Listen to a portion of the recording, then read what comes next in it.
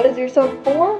This is to remove excess water building up around the foundation of your home and bring it away from the sides of your home. This is typically what you're looking for, a square panel that needs to be removed so you can see inside the pit.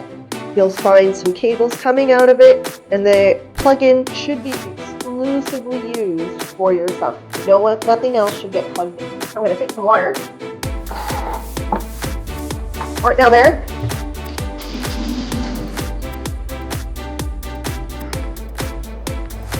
Now, that might not be enough to actually pump. I'm going to pull up on the float. But what does work, it does actually. Chuck yourself in the spring before the rainfall really comes. Make sure that it's pumping your water out. And good job.